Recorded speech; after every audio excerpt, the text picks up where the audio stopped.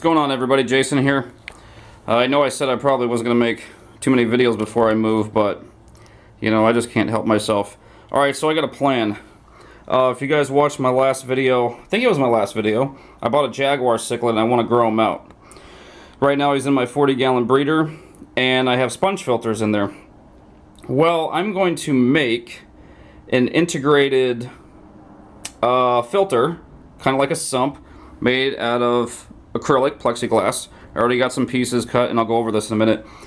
You know, the theory was Jaguar cichlids are kind of like Oscars and other big cichlids. When they get big, they can damage your equipment inside your tank. You know, I got my heaters in there, my water polisher, things like that, my thermometer. If they bang up against them, they can break them, and you don't want that to happen. So it's good to have some sort of sump filtration, something to where all your equipment is either hidden or away from the fish. I don't have too much to worry about that right now with him being like 4 inches, but I want to do this as an experiment. So here's my idea here.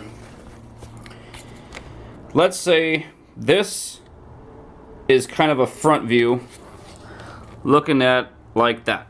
Okay, so I'm actually, and I like my sponge filters, so I'm actually going to be using these as the biomedia in there.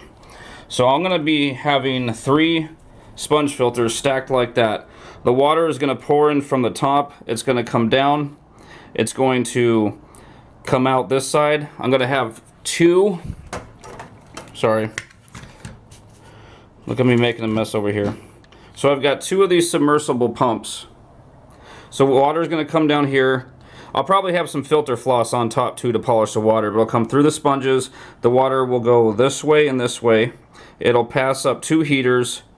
It'll hit both submersible pumps that will shoot the water back out to the tank sideways.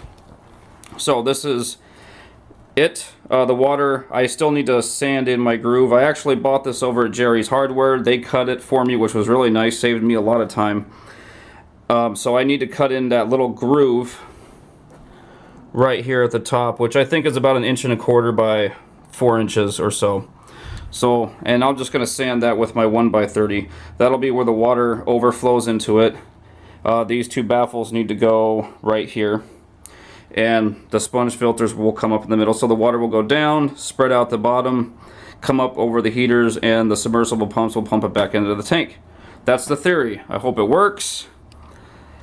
The only drawback to this is going to be clear acrylic, so you'll be able to see everything. I guess I could paint it black. There is aquarium safe paint like Krylon Fusion you can use for plastic, which would work. However, I think I actually want this to be clear so I can see inside and I can tell that my heaters are working. I can see if anything's clogged up or malfunctioning. So you know, some people may not want it clear. I kind of want it clear. So this is basically an internal sump, I guess, an integrated internal filter, which is going to keep all the equipment hidden.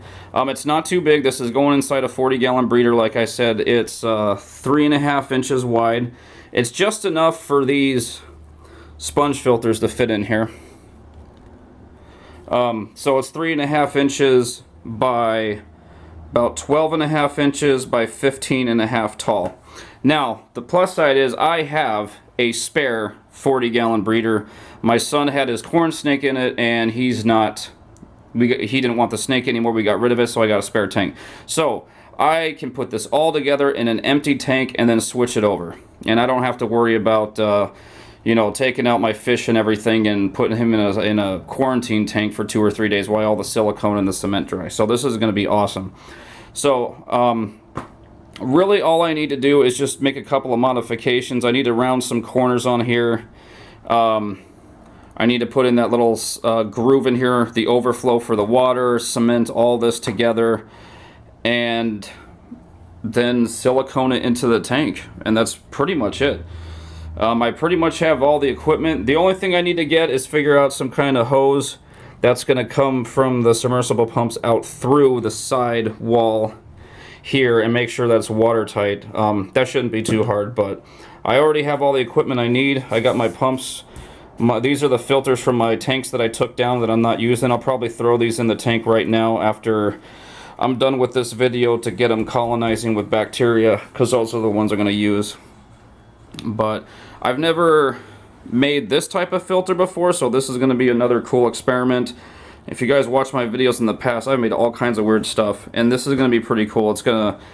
And the other reason I want to do this is I'm preparing for when my Jaguar gets really big, and when he does, I want to go at least 75, maybe 125 gallon tank for him. And I probably, if I go 125, I'm probably going to have like 2 of these in the tank.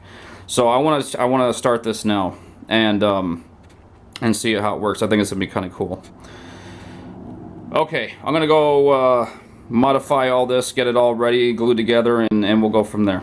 Okay, I'm done sanding the pieces. So here's the mock-up of it. I took about 1 inch off of here, 1 inch off of this one, and then 1 inch off that middle. So you're looking at the back view where this part will actually be against the tank. So the water is gonna flow into here, come down the sponges, flow to the left and the right, and the pumps will pump them right out the side.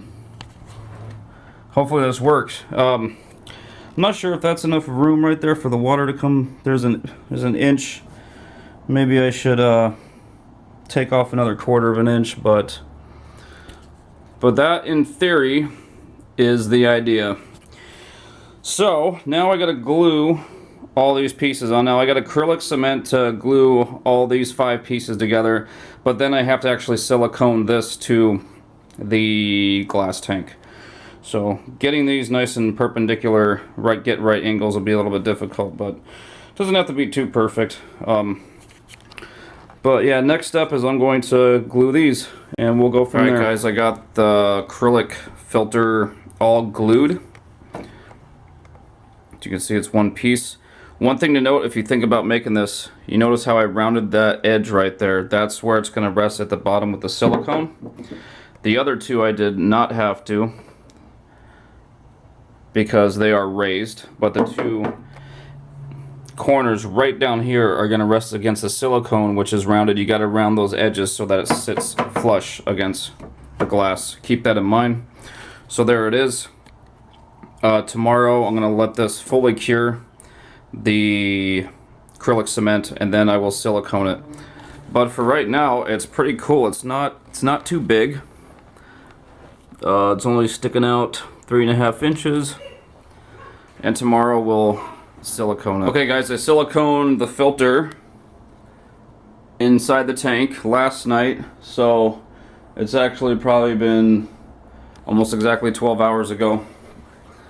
So I'll give you a close-up here.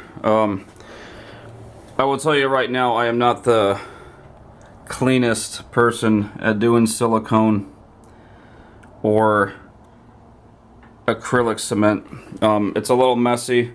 It's alright. I'd rather it function the way it's supposed to first, and then cosmetics second. I mean, I got a lot of over smear, whatever you want to call it, but I'm actually surprised how tight it's in here. I mean, that's definitely going to hold. I messed up. I forgot to drill the holes for the pumps before I put it in here, so I'm hoping I can still drill a hole, because my drill